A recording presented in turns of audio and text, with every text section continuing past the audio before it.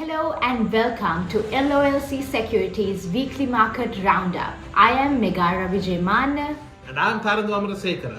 This is the sound of profitability.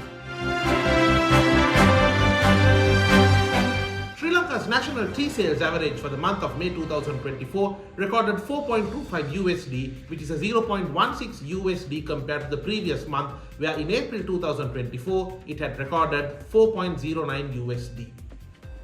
In comparison to the May 2023 average of rupees 1055 and 45 cents or US dollars 3.43, sales average showed a positive variance of rupees 211 and 35 cents and an increase of US dollars 0.83 year on year.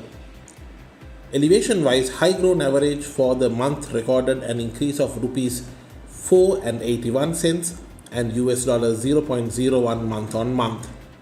Medium grown average for the month recorded a positive variance of 6 rupees and 87 cents and US dollars 0.02 month on month. Low grown average for the month recorded an increase both in LKR and US dollars terms of rupees 72 and 31 cents and US dollars 0.24 month on month. According to their officials, Sri Lanka has made progress in restoring stability and meeting IMF targets. According to IMF Communication Director Julie Kak, quote, "Program performance is strong with most quantitative and structural conditionality for the second review met or implemented with delay, and reforms are still ongoing in some areas. The next steps on the debt restructuring are indeed to conclude negotiations with external commercial creditors and to implement agreements in principle with the official creditors," unquote. Sri Lanka regained monetary stability and inflation as measured by the island's consumer price index, which dropped significantly. Going against past practice, the central bank has also allowed the rupee to appreciate while collecting reserves through an ad hoc pegging mechanism.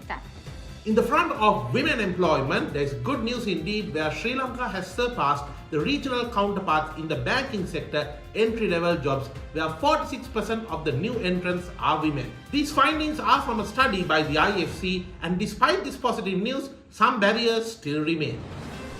The report, supported by the Women in Work program, a partnership between IFC and the Australian government, also highlights Sri Lanka's leadership in board-level gender diversity, with women holding 27% of board positions compared to 20% in Nepal and 14% in Bangladesh. Research conducted across 7 leading private commercial banks in Sri Lanka, representing 41% of the market share, formed the basis of insights on Sri Lanka. However, the report underlines how barriers such as lack of fair evaluations, socio-cultural constraints, and non-conducive work environments curtail women's growth prospects in the Sri Lankan banking industry.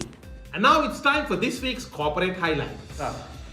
The BOI revealed that the company will take over 150 fuel stations across Sri Lanka, while it has also secured the rights to build 50 new fuel stations. United Petroleum Australia has created a company in Sri Lanka called United Petroleum Lanka Private Limited.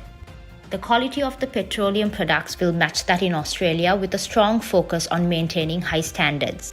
United Petroleum Australia Pvt Limited is a top petroleum trading company in Australia with over 500 gas stations across the country.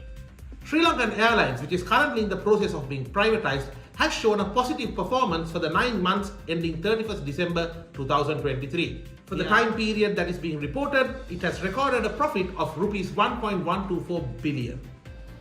The official data showed that Sri Lankan Airlines recorded a revenue of rupees 248 billion for the 9 months through December 31st, 2023. The accumulated loss of Sri Lankan Airlines stands at rupees 611.2 billion.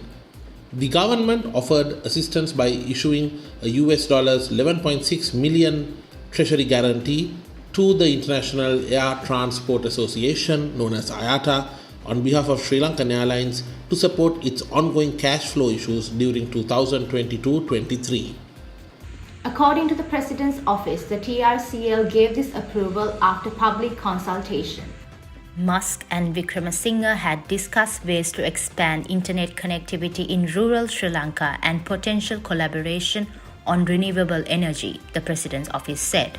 Starlink users typically experience download speeds between 25 and 220 Mbps, with the majority of users experiencing speeds over 100 Mbps. Upload speeds are typically between 5 and 20 Mbps.